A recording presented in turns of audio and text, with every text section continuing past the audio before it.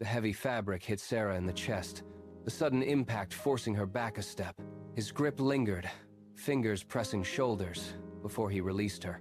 He stood over her, his chest heaving with the force of his own command. "Put this on and serve my guests," he barked, his voice cutting through the quiet of the hallway.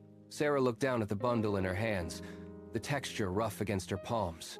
She tried to step back, to put distance between them, but Adam blocked her path, closing the space until his shadow fell completely over her. He tapped his watch, his eyes scanning her face for signs of hesitation. "I said now," he repeated, his tone dropping into a cold, serrated edge that left no room for negotiation. He did not wait for her to answer. He turned on his heel and walked toward the patio, expecting her to follow like a shadow. Sarah remained where she stood, the weight of the demand settling in the air between them. Every second she delayed, the sound of laughter drifted in from the pool area, a sharp reminder of the audience waiting outside. Sarah stood motionless as the sound of his receding footsteps faded into the distance. Her fingers curled into the fabric, tightening until the skin across her knuckles bleached white. She did not move to follow him.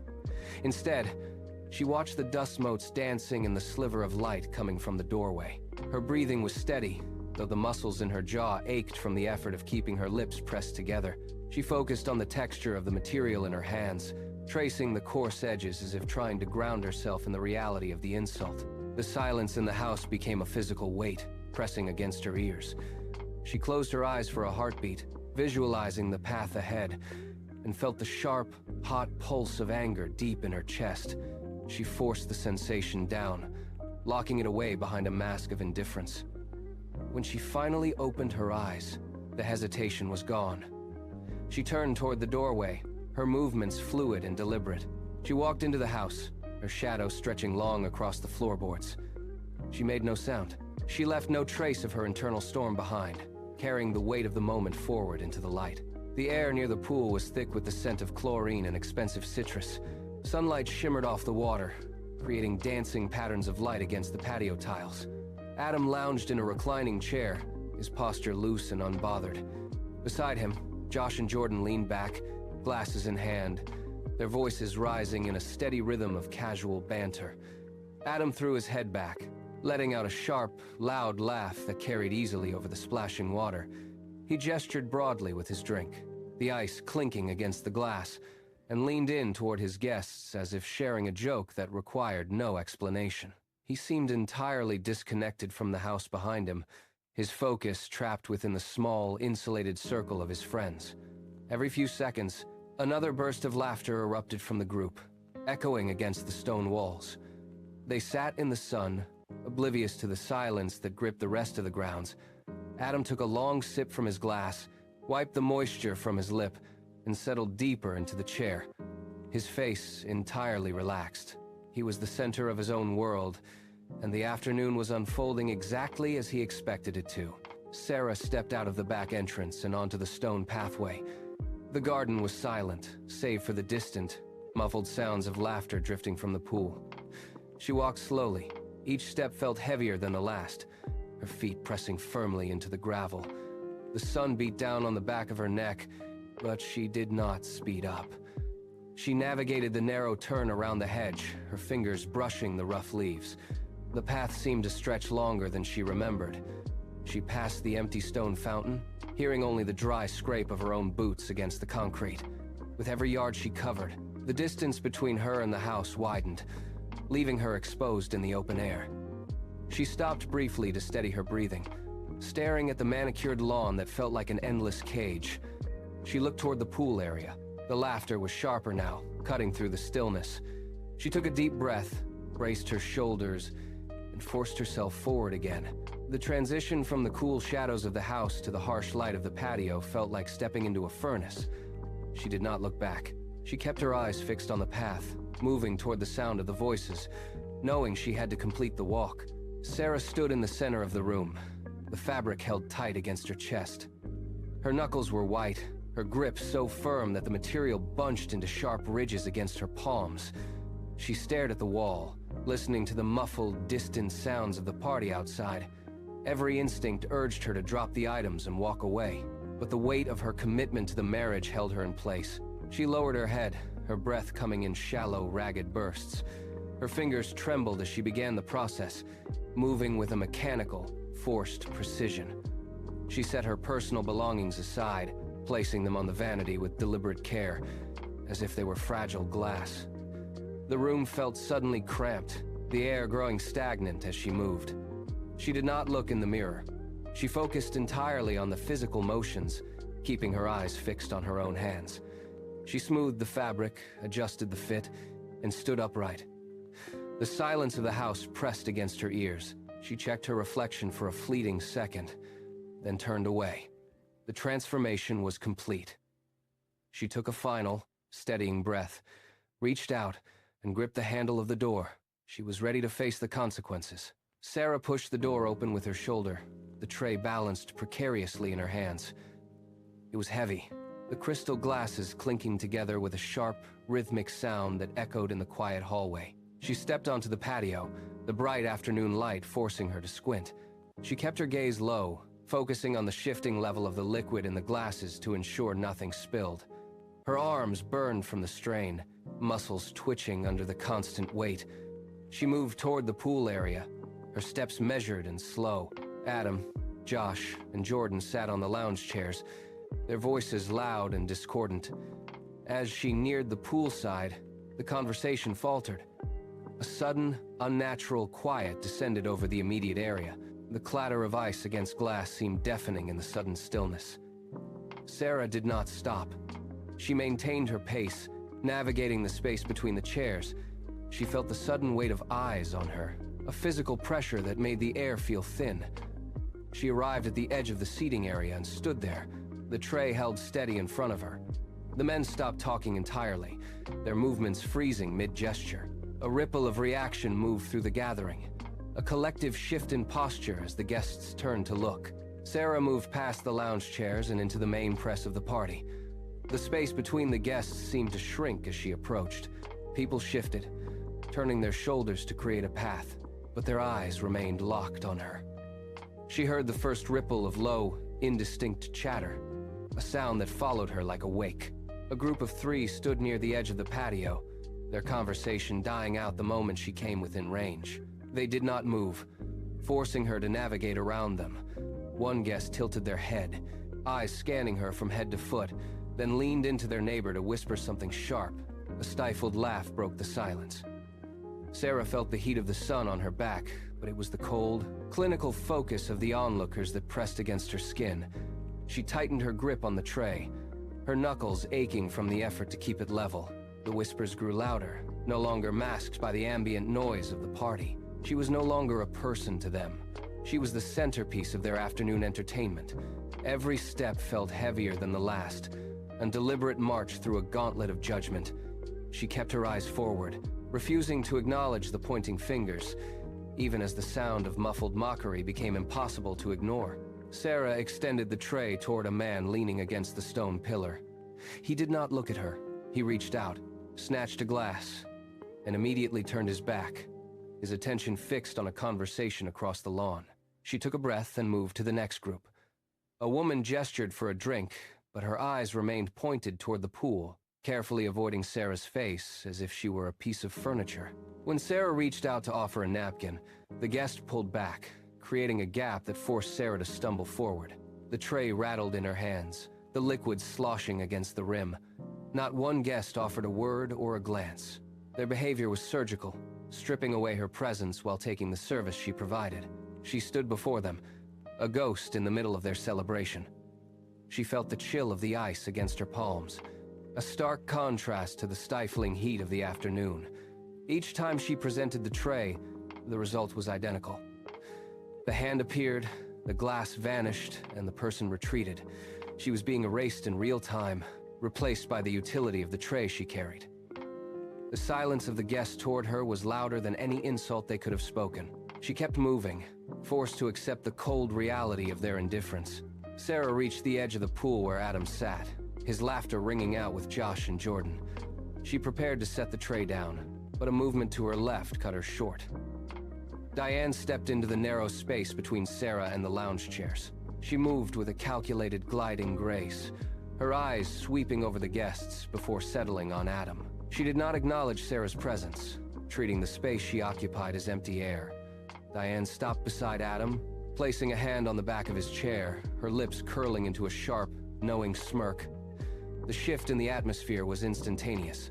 Josh and Jordan leaned forward, their focus pivoting away from the drinks and toward Diane's arrival.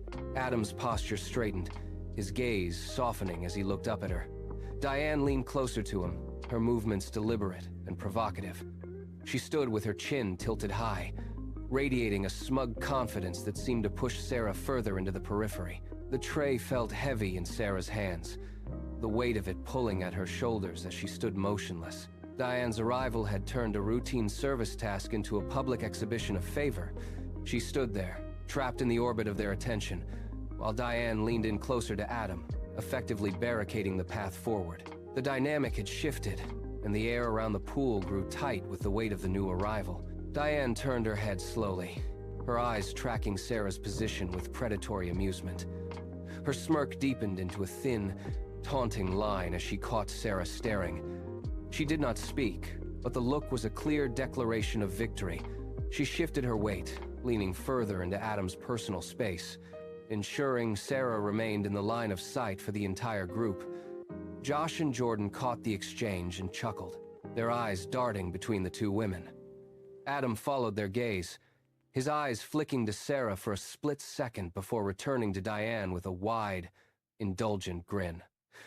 He reached out and tapped the arm of the chair next to him, inviting Diane to settle into the seat that had previously been unoccupied. Sarah felt the heat of the sun against her neck, but it was the cold, calculated look from Diane that made her muscles lock. Diane adjusted her position, effectively cutting off any remaining path Sarah might have had to place the tray down near Adam. The power had clearly migrated. Adam was no longer looking for service, he was looking for entertainment. Diane leaned in, whispered something into his ear, and watched Sarah's reaction with unblinking focus. She was savoring the isolation, waiting for Sarah to break under the weight of the collective, mocking silence. Sarah's fingers tightened around the metal edge of the tray. The condensation from the iced glasses began to bead and run down her knuckles, dripping onto the stone patio in slow, rhythmic taps. She remained trapped in the silence. Diane began to pace, moving with a fluid, measured gait along the edge of the pool. She walked in a small, tight circle, her eyes never leaving Sarah. Every time Diane shifted her weight, the guests followed her movement, their heads turning in unison like spectators at a match. The air felt heavy and stagnant, thick with the smell of chlorine and expensive cologne. Sarah took a half step forward, but her legs felt leaden. Her tray rattled slightly, the glass tumblers clinking against one another in the quiet. The sound was sharp, piercing the low hum of the patio fans. Adam glanced at the tray, then back at his guests, his expression hardening with impatience. He tapped his fingers on the arm of his chair, a rapid, uneven beat that mirrored the frantic pulse in Sarah's throat. Diane stopped pacing suddenly, planting herself firmly in Sarah's path. She tilted her head, her gaze sharp and expectant. Sarah looked at the tray, then at the three men watching her, and finally at the water. The moment of impact was seconds away. Sarah stood inches from the table, the tray heavy in her grip. The silence was absolute now, broken only by the low hum of the pool filter. Diane held her gaze, a sharp, challenging spark in her eyes that made the surrounding air feel thin. Without breaking eye contact, Diane reached up with a casual, practiced motion. She unhooked the strap from her shoulder and held the fabric out between two fingers, dangling it over the shimmering blue surface of the deep end. The movement was slow, deliberate, and insulting. Adam leaned back in his chair, his eyes fixed on the item, a faint, cruel smile playing on his lips. He did not intervene. He watched with the same detached curiosity as Josh and Jordan. Diane flicked her wrist, the fabric arched through the air, fluttering briefly before hitting the water with a sharp, hollow splash. The sound echoed off the pool tiles, piercing the stillness like a gunshot. The ripples expanded, distorting the reflection of the afternoon sun. Diane let her hand fall to her side, her expression shifting into a mask of feigned innocence. She looked from the water to Sarah, waiting. The entire patio seemed to lean in, breaths hitched, watching to see how the tray would be held or if the service would end right there in the chlorine-scented heat. Diane did not wait for the ripples to fade. She let out a sharp, jagged gasp that cut through the silence. Her hands flew to her face, fingers splayed wide. "That was my favorite," she wailed, the sound high-pitched and strained. She began to sob, the rhythm of her breathing erratic and loud. She turned toward the guests, her body trembling with a display of grief that looked rehearsed. She took a step toward Sarah, swaying slightly as if about to collapse from the sheer weight of her loss. Her eyes were bright, dry, and focused entirely on the reaction she was extracting from the crowd. She pivoted back to Adam, her voice cracking as she pointed a shaking finger at the water. "It is gone," she cried out, her tone dripping with manufactured helplessness. Josh and Jordan exchanged glances, their earlier amusement replaced by a tense, watchful curiosity. Diane leaned in, her face inches from Sarah, letting the sobs rack her frame. Every movement was calculated to draw eyes, to turn the patio into a stage for her performance. She waited, watching Sarah, ensuring the entire group witnessed the supposed tragedy of the missing item. Adam rose from his lounge chair with a fluid, predatory grace. He did not look at Diane. His gaze was locked onto Sarah. He reached out, his hands sweeping through the air to gesture toward the deep end of the pool. The movement was sharp, dismissive, and final. "Sarah will get it for you," he said. His voice was steady, lacking any hint of warmth or hesitation. The air on the patio seemed to drop in temperature. A few guests who had been leaning in with smirks straightened their posture, their faces freezing in a mixture of shock and anticipation. One guest near the edge of the pool took a half-step backward, their eyes darting between Sarah and the water. The silence that descended was heavy, stripped of the earlier murmurs and laughter. It was a suffocating quiet that demanded an immediate response. Adam stood tall, his hands resting on his hips, waiting. He did not blink. He stared at her, challenging her to defy him in front of everyone present. Sarah remained motionless, the tray still held in her hands, her knuckles white. The water in the pool remained still, an artificial blue mirror reflecting the tension of the scene. Adam did not lower his hand. He waited, his expression unreadable, forcing the gravity of his demand to settle over the entire patio. The silence held for a heartbeat, brittle and thin. Then, a sharp, jagged laugh broke the stillness. It came from the corner of the patio, a rhythmic, grating sound that clawed at the quiet. One by one, the others joined in. It began as a low murmur of amusement, then escalated into a chorus of jeering. Heads turned, eyes glinted with malice, and mouths stretched into wide, cruel grins. The laughter felt physical, a wall of sound pressing in from every side. Sarah felt the heat of their attention, a stifling weight that made the air feel thin and unbreathable. Josh and Jordan leaned back, their expressions shifting from curiosity to open, mocking delight. They tapped their glasses together, the clink of ice cubes echoing the harshness of their voices. Diane stood by Adam, her face finally losing its mask of distress as she joined the chorus, her laughter high and piercing. The patio seemed to shrink, the walls closing in as the sound reverberated off the water and the stone. There was no escape from the noise. It circled her, amplified by the acoustics of the space. Every hoot and shout was a strike, designed to strip away her resolve. She stood at the center, the only still object in a room vibrating with derision, while the collective cruelty of the group reached a fever pitch. The laughter continued, a rising tide of sound that seemed destined to drown out everything else. Sarah stood motionless. She did not look at the guests. She did not look at Adam. Her eyes tracked a single ripple on the surface of the pool, moving toward the deep end. The noise of the party suddenly felt distant, a chaotic blur that no longer dictated her reality. She set the serving tray down on a nearby side table with a firm, deliberate click of metal against stone.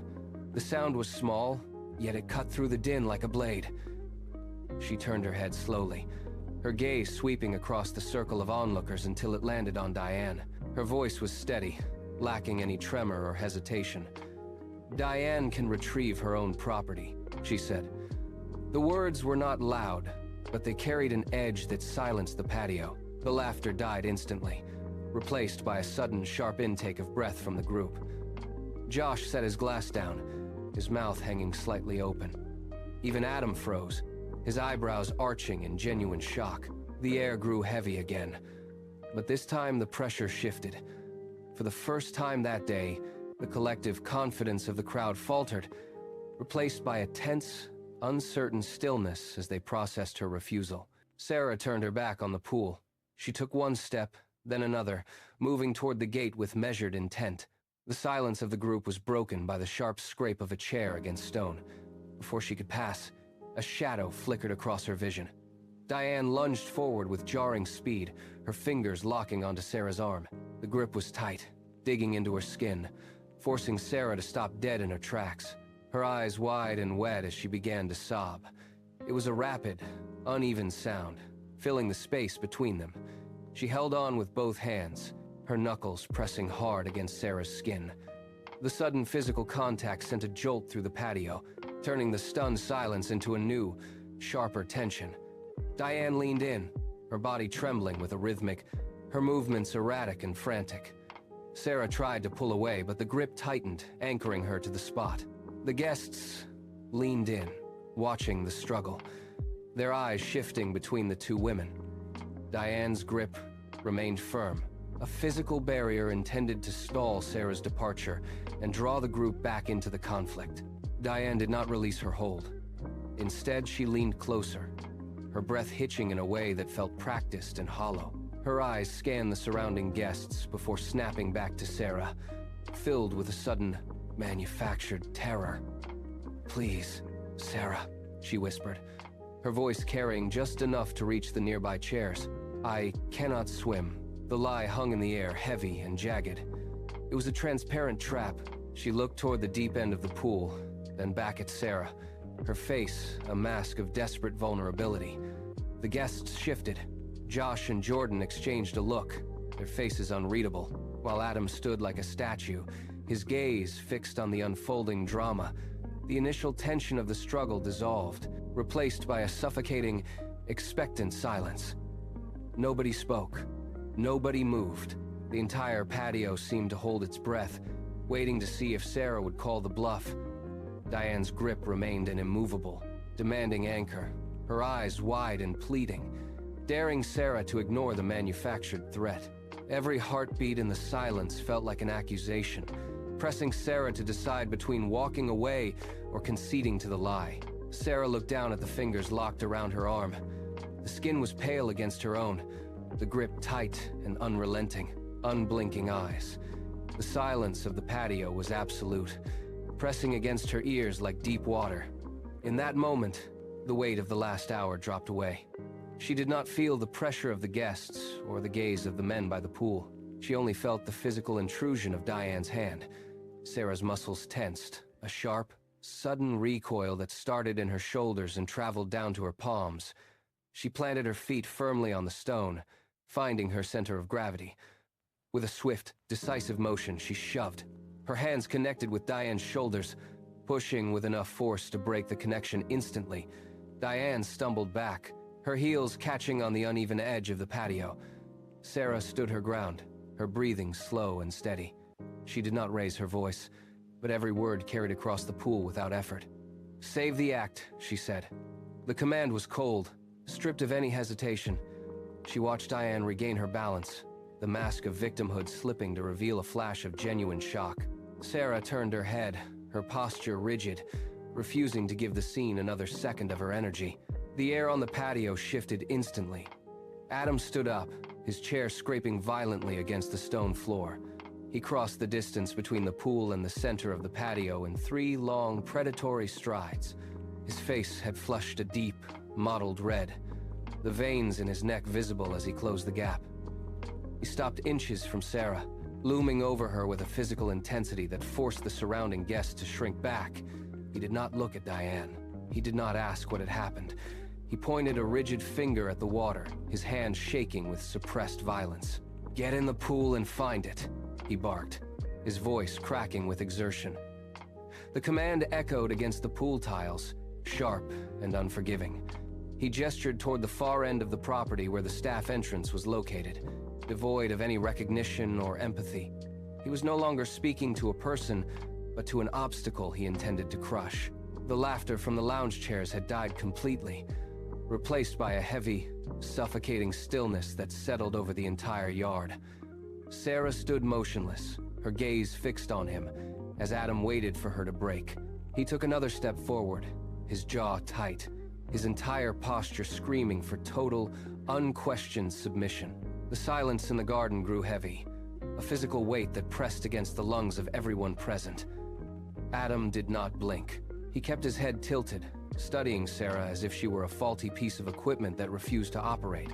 He ignored the tension vibrating through the air, his focus entirely on the singular demand he had placed before her. He let the silence stretch, turning it into a countdown. Guests shifted their weight on the stone, looking away, then back, unable to tear themselves from the spectacle of the confrontation. Adam took a deliberate half-step into her personal space, closing the final gap between them until he was looming directly over her. He reached out and grabbed her wrist, not with violence, but with a firm, possessive pressure that signaled complete ownership. He lowered his voice, dropping the shouting tone for something far more dangerous, a quiet, serrated edge that cut through the stillness. "Do it," he whispered, the words barely audible beyond the two of them. He leaned in further, his eyes narrowing into cold, calculating slits. "Get in the water, or I am filing for divorce today." The final word hung in the air, absolute and final.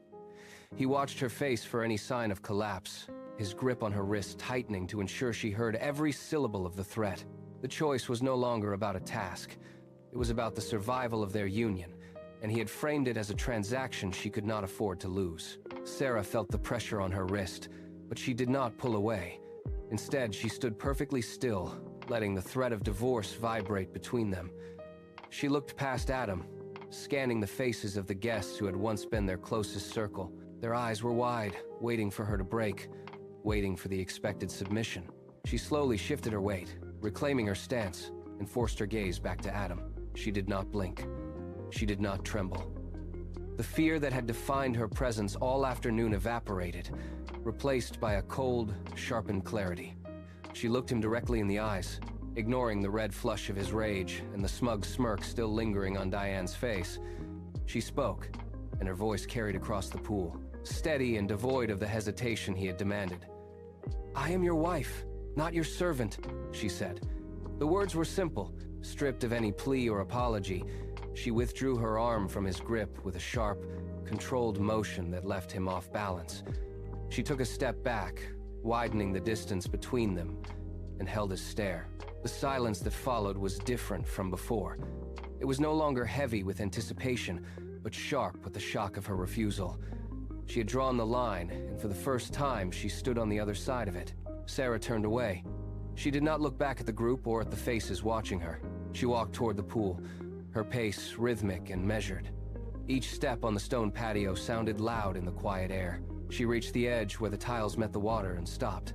The surface of the pool was perfectly still, reflecting the sky and the people who stood frozen around it. She did not hesitate. She lifted one foot and placed it over the edge, then the other, and lowered herself into the water. The first shock of the cold hit her skin, sharp and immediate. She let it sink in. She waded deeper, feeling the resistance of the water against her movements. As the water rose past her waist, the last thread of her patience with Adam snapped. She felt nothing for him now, no anger, no obligation, no lingering hope. The cold liquid was a barrier, a final boundary that washed away the remnants of her past.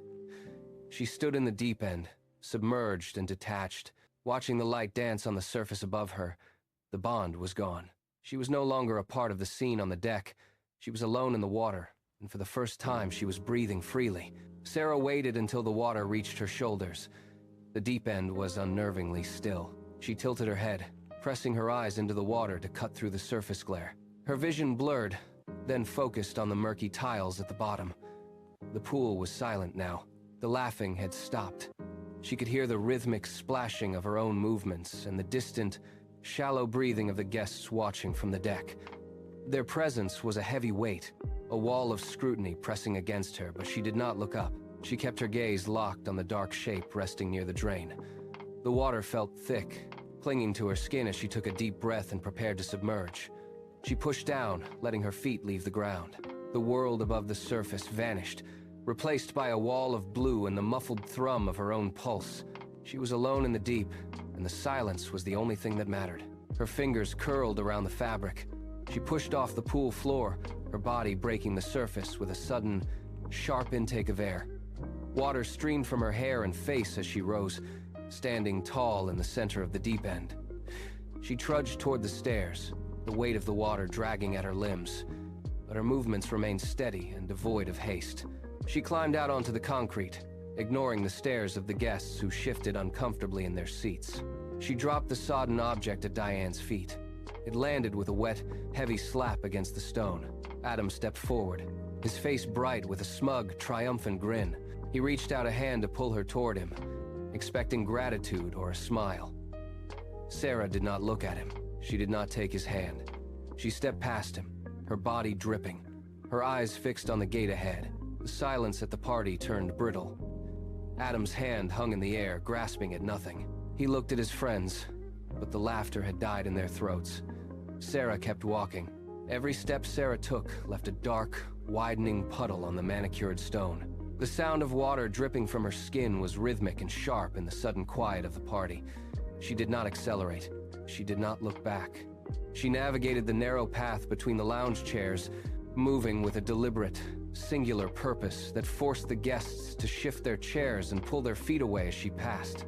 She felt the heavy, humid air of the pool deck, but it no longer reached her.